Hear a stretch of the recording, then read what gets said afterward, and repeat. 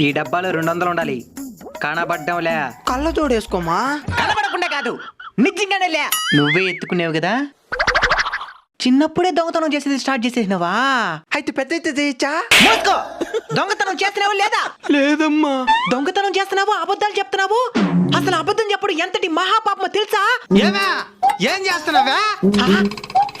పిల్లోడి చేత హోంవర్క్ రాసిస్తున్నానండి. ప్రాణం పోయినా అబద్ధం చెప్పకూడదు. ఇంకా దొంగతనం చేయడం, అది అబద్ధం చెప్పడం కంటే మహాపాపం. ఈ సొక్కాయి జోబిలో 200 ఉండాలి.